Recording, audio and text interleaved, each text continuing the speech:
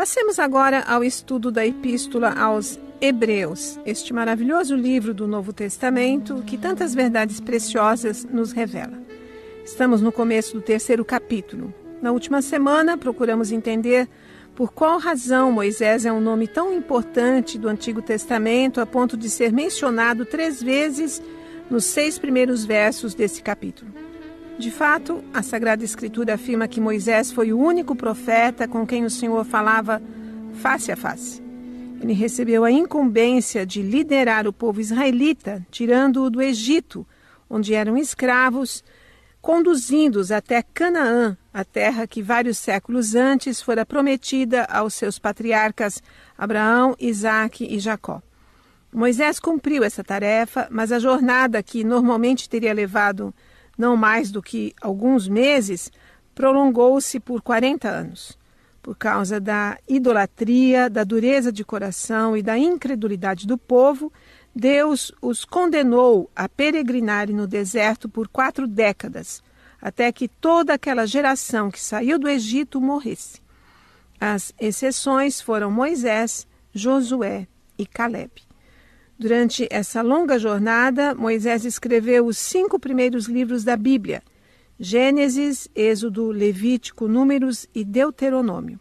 Esses livros formam uma unidade que recebeu o título de Pentateuco, ou de Lei.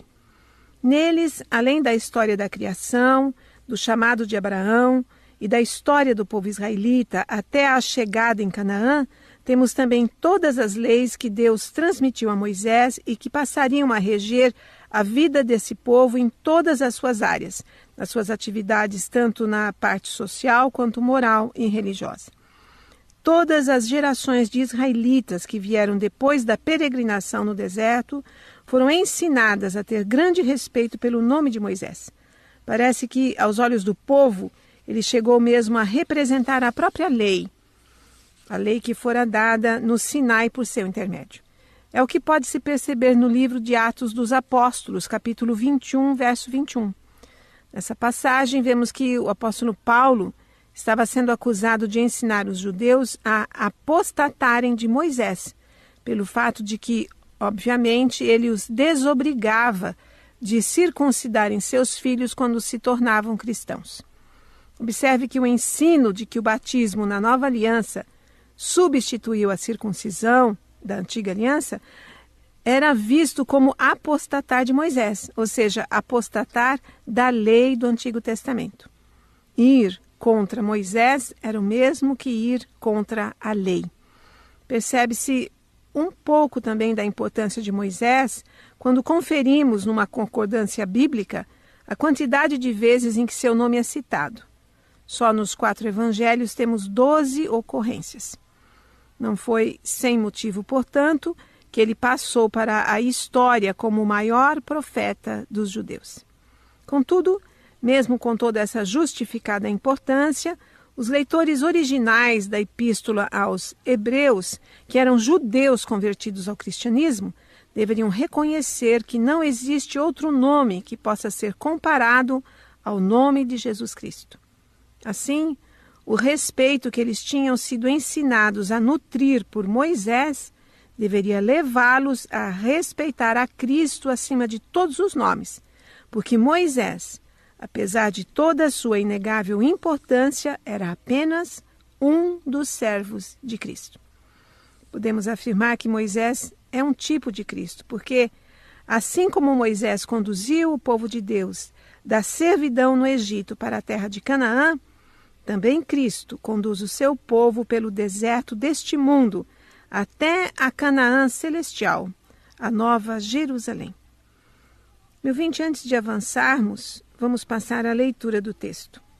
Acompanhe então Hebreus, 3º capítulo, do 1º ao 6º verso, em que a palavra de Deus diz assim: Por isso, santos irmãos, que participais da vocação celestial, considerai atentamente o apóstolo e sumo sacerdote da nossa confissão, Jesus, o qual é fiel àquele que o constituiu, como também o era Moisés em toda a casa de Deus.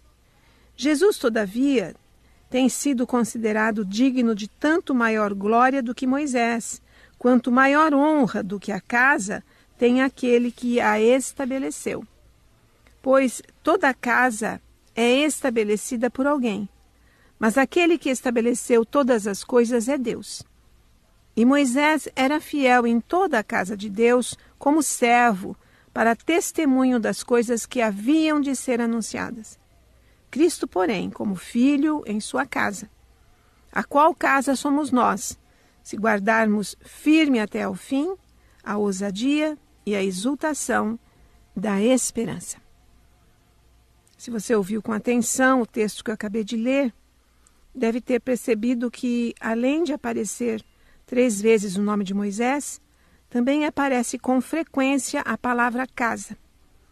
Nesta seção da epístola temos 6 vezes essa palavra. Temos aqui, então, um primeiro ponto a destacar nessa seção. Qual é o sentido de casa neste texto? Esse sentido é literal ou é figurado? Bem, o sentido não é literal, meu ouvinte. Trata-se de uma ilustração, de uma comparação com o propósito de nos transmitir uma verdade espiritual. No Novo Testamento, a palavra casa às vezes é empregada para se referir à vida de uma pessoa. Esse é o sentido em Mateus, 7º capítulo, versos 24 e 25, quando o Senhor Jesus afirma: todo aquele, pois, que ouve estas minhas palavras e as pratica, será comparado a um homem prudente que edificou a sua casa sobre a rocha. E caiu a chuva, transbordaram os rios, sopraram os ventos e deram com ímpeto contra aquela casa que não caiu, porque fora edificada sobre a rocha. A casa, nesse texto, é uma metáfora. Significa a vida de um homem e, como vemos, o homem prudente edifica a sua vida sobre Cristo Jesus. No Novo Testamento, porém, a palavra casa significa mais frequentemente a família de alguém. Assim, quando o carcereiro de Filipos perguntou a Paulo e Silas o que deveria fazer para ser salvo, eles lhe responderam: crê no Senhor Jesus e serás salvo, tu e tua casa. Essa passagem tão conhecida está no livro de Atos dos Apóstolos, 16º capítulo, a partir do verso 27. Nessa situação, a palavra casa foi usada para significar a família do carcereiro. O mesmo ocorre no Evangelho conforme João, 4º capítulo, a partir do verso 46, onde temos um relato da cura realizada por Jesus do filho de um oficial do rei. No verso 53, consta que depois dessa cura, o pai da criança ou do jovem, não sabemos, creu, e também toda a sua casa.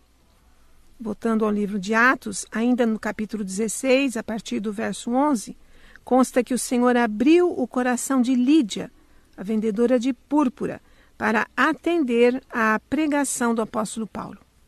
No verso 15, consta que ela foi batizada, ela e toda a sua casa. Nessas duas situações, o que temos é novamente a aplicação da palavra casa com o sentido de família. Trata-se da conversão de famílias inteiras. No nosso texto de Hebreus, 3º capítulo, versos 2 a 6, o sentido da palavra casa também é de família. Porém, o que está em foco não é uma família comum, e sim a família de Deus. E temos aí um segundo ponto, ou uma segunda questão que pode ser levantada. Podemos falar de família de Deus no Antigo Testamento? A resposta é que podemos sim. Podemos falar de família de Deus no tempo do Antigo Testamento. E mais, podemos falar de igreja no Antigo Testamento. O pastor Matthew Henry, em seu comentário publicado pela Casa Publicadora das Assembleias de Deus, afirma que Moisés foi fiel no cumprimento da sua missão à igreja judaica do Antigo Testamento. E Simon Kistemaker, em seu comentário de Hebreus, publicado pela editora Cultura Cristã, afirma que o termo casa, no verso 2 do nosso texto, é um sinônimo para a família de Deus. Moisés ministrou fielmente à Igreja de Deus no deserto durante a jornada dos 40 anos. Mas, meu ouvinte, alguém poderá objetar que, uma vez que toda a geração que saiu do Egito foi condenada a perecer no deserto, com exceção apenas de 3 pessoas, então aquele povo não poderia ser chamado de família de Deus ou de igreja. Mas isso é um equívoco. Eles foram disciplinados pelo Senhor. No livro de Deuteronômio, 8º capítulo, verso 5, consta a exortação: sabe, pois, no teu coração que, como um homem disciplina a seu filho, assim te disciplina o Senhor teu Deus. Esse ensino, meu ouvinte, o ensino da disciplina, permeia toda a Escritura. Assim, em Provérbios, 3º capítulo, versos 11 e 12, nós lemos: filho meu, não rejeites a disciplina do Senhor, nem te enfades da sua repreensão, porque o Senhor repreende a quem ama, assim como o pai repreende ao filho a quem quer bem. No livro de Jó, 5º capítulo, versos 17 e 18, consta que bem-aventurado é o homem a quem Deus disciplina. Não desprezes, pois, a disciplina do Todo-Poderoso, porque ele faz a ferida e ele mesmo a ata. Ele fere e as suas mãos curam. A disciplina do Senhor, meu ouvinte, é dirigida àqueles a quem ele ama e sempre visa o arrependimento. Daí a exortação de Cristo glorificado à igreja de Laodiceia, em Apocalipse, 3º capítulo, verso 19. Eu repreendo e disciplino a quantos amo. Sê, pois, zeloso e arrepende-te. Portanto, apenas por essas passagens, podemos perceber que o Senhor disciplinou seu povo que saiu do Egito, fazendo-o peregrinar por 40 anos no deserto. Mas isso não significa que não tenham se arrependido e sinceramente lamentado a bênção perdida. Entre eles, certamente havia os que permaneceram nos seus pecados, mas a esses podemos aplicar o que o apóstolo Paulo afirma em Romanos, 1º capítulo, versos 18 a 32. Esses, Deus os deixou entregues a si mesmos, entregues à sua própria disposição mental reprovável. Aos filhos, porém, Deus aplicou sua disciplina e ela foi eficaz. Aquele povo em marcha pelo deserto era a família de Deus e a igreja do Antigo Testamento. E o texto de Hebreus que estamos vendo nos diz que Moisés foi fiel no cumprimento da sua missão àquela que já era a família de Deus, àquela que já era igreja do Deus vivo. O terceiro ponto a destacar do nosso texto, meu ouvinte, é que, apesar de sua inegável fidelidade, Moisés não podia edificar a casa espiritual, que é a família e a igreja de Deus, porque Moisés era apenas uma criatura e não o Criador. O pastor Matthew Henry nos diz que Jesus Cristo é o edificador da casa e Moisés era um membro dela. Cristo é o edificador dessa casa da igreja em todos os tempos. Moisés era um ministro na casa, era instrumento sob Cristo ao governar a casa. Mas Cristo é o Criador de todas as coisas, pois Ele é Deus.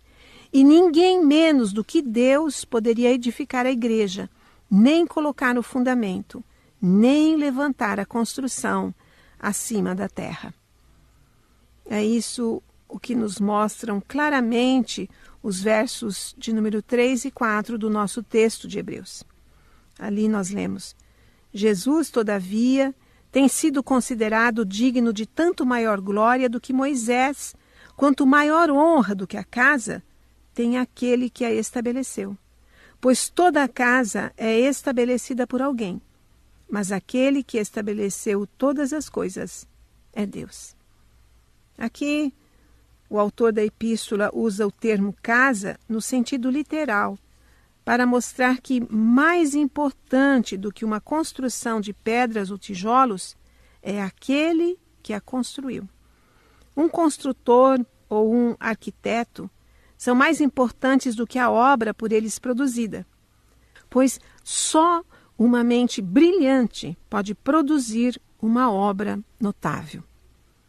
Nesse sentido, Russell Champlin, em seu comentário bíblico, publicado pela editora Millennium, afirma sobre o verso 4 que um dos argumentos em prol da existência de Deus é o fato de que, para todo o efeito, tem que haver uma causa.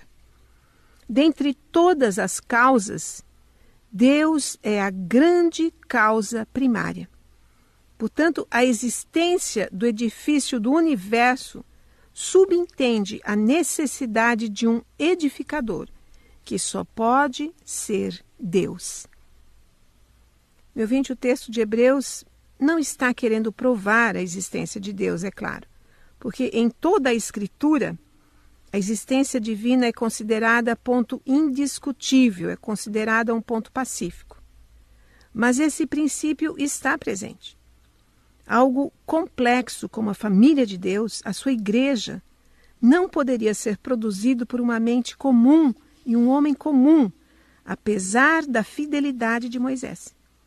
Somente Cristo é o edificador dessa casa espiritual de todos os tempos, pois Ele é Deus. Você tem alguma dúvida sobre a divindade de Cristo Jesus? Vamos ao Evangelho conforme João, 1º capítulo, versos 1 a 3, onde a palavra de Deus declara: no princípio era o Verbo, e o Verbo estava com Deus, e o Verbo era Deus. Ele estava no princípio com Deus, todas as coisas foram feitas por intermédio dele, e sem ele, nada do que foi feito se fez. E quem é esse Verbo? O verso 14 responde: e o Verbo se fez carne e habitou entre nós, cheio de graça e de verdade, e vimos a sua glória, glória como do unigênito do Pai. O Verbo é Jesus Cristo, meu ouvinte. É dele que o evangelista João está falando. Ouça as palavras do próprio Senhor Jesus no mesmo Evangelho, Evangelho conforme João, 10º capítulo, verso 30. Eu e o Pai somos um. Ouça o que ele disse mais para frente, 14º capítulo, verso 9. Quem me vê a mim, vê o Pai.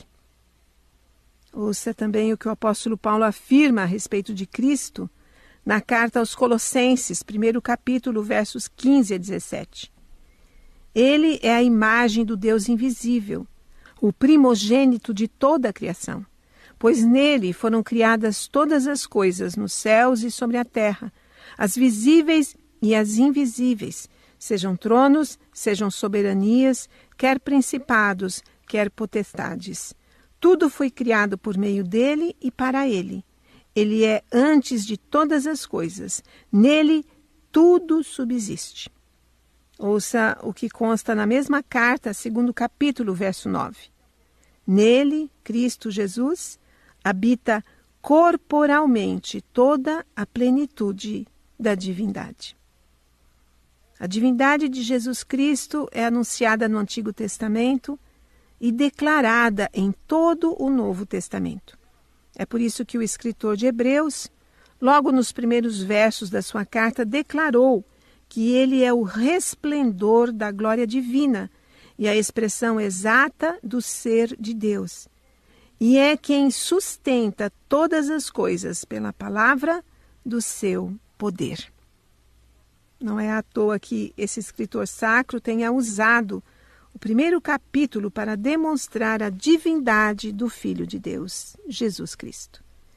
Esse de quem a Bíblia faz tão grandes e majestosas afirmações é o edificador dessa casa espiritual de todos os tempos, família e igreja de Deus.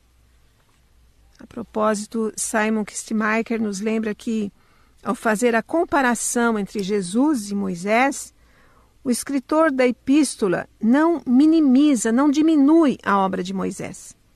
Sua fidelidade não está em debate.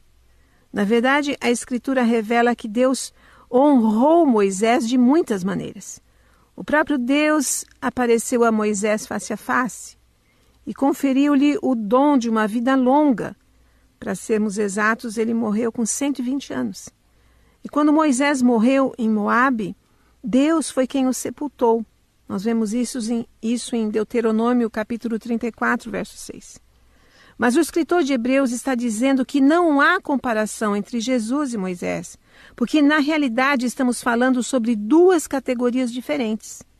Jesus constrói a casa espiritual de Deus. Moisés foi um servo fiel em toda a casa de Deus. Jesus é o fundador da família de Deus, que tem seu começo na criação. E o próprio Moisés pertence a esta família. E mais, o assento de honra à mão direita de Deus pertence a Jesus. Jesus foi honrado por Deus porque, por meio dele, Deus fez o universo. O autor de Hebreus mostrou até aqui que não faz uma clara distinção entre Deus Pai e Deus Filho. Antes, ele ensina que Deus opera por meio do Filho. Por exemplo, ele opera assim na criação, como ele diz em Hebreus 1 capítulo, verso 2. Além disso, Deus aperfeiçoou Jesus mediante o sofrimento, como está em Hebreus 2 capítulo, verso 10. Deus Pai, então, constrói tudo por meio de seu Filho. E porque Cristo constrói a casa de Deus, ele é digno de maior honra que Moisés. O quarto ponto a destacar no texto de Hebreus que estamos vendo é que tudo quanto Moisés fez e disse, toda a sua missão, teve o propósito de testemunhar a vinda do Messias, Cristo Jesus. É o que nos diz o verso de número 5. E Moisés era fiel em toda a casa de Deus como servo, para testemunho das coisas que haviam de ser anunciadas. Meu ouvinte, até mesmo em tempos tão distantes, tão remotos, Moisés já era servo de Cristo. Considere que os reis de Israel, como Davi ou Salomão, com toda a sua glória, eram apenas símbolos do grande rei que viria na plenitude do tempo, o rei Jesus, que está assentado à destra da majestade nas alturas. Mas não somente eles. Também todo aquele sistema estabelecido por Moisés, aquele sistema de sacrifícios, de preceitos e de culto, incluindo o sacerdócio, tudo aquilo prefigurava a pessoa de Cristo. Até mesmo Moisés, como profeta, foi um tipo de Jesus, o grande profeta, que ele mesmo anunciou em Deuteronômio capítulo 18, versos 15 e 18. Moisés disse: o Senhor teu Deus te suscitará um profeta no meio de ti, de teus irmãos, semelhante a mim. A ele ouvirás. Não apenas como profeta, mas também como legislador, por maior que Moisés tenha sido, ele foi apenas uma figura simbólica do grande legislador e do supremo sumo sacerdote que é Cristo. Moisés testemunhou do que seria profetizado no futuro sobre o Messias. Testemunhou do que seria a obra do Messias, tanto através do seu ensino, quanto do sacrifício propiciatório que ele iria oferecer com a sua própria vida. O quinto e último ponto a ser destacado hoje diz respeito à atitude que nos compete como membros da casa espiritual de Deus. O verso de número 6 do texto de Hebreus afirma que essa casa somos nós, se guardarmos firme até ao fim a ousadia e a exultação da esperança. A parte que nos cabe, meu ouvinte, é ser perseverantes, manter nossa coragem e alegria pela graça da salvação. Mas será então que, se esmorecermos nessa atitude, se diante de grande provação vacilarmos, será que então seremos expulsos, banidos da casa espiritual de Deus? Não, meu ouvinte. Não é isso que o texto está dizendo, pois o Senhor conhece os que lhe pertencem e esses não se extraviarão jamais. Esse, contudo, é um assunto que merece ser estudado com mais tempo. Eu voltarei a ele no próximo programa, portanto. mas quero deixar com você o texto de Romanos, 8º capítulo, versos 38 e 39, em que a palavra de Deus nos diz que nem a morte, nem a vida, nem os anjos, nem os principados, nem as coisas do presente, nem do porvir, nem os poderes, nem a altura, nem a profundidade, nem qualquer outra criatura poderá separar-nos do amor de Deus, que está em Cristo Jesus, nosso Senhor. Esse majestoso capítulo, esse ponto alto de Romanos, inicia-se dizendo que não existe nenhuma condenação para os que estão em Cristo Jesus. E termina com essa afirmação magnífica de que também não pode haver nenhuma separação. Louvado seja o Senhor por sua tão maravilhosa graça. A Ele sejam toda a honra, todo o poder e toda a glória, hoje e eternamente. Amém.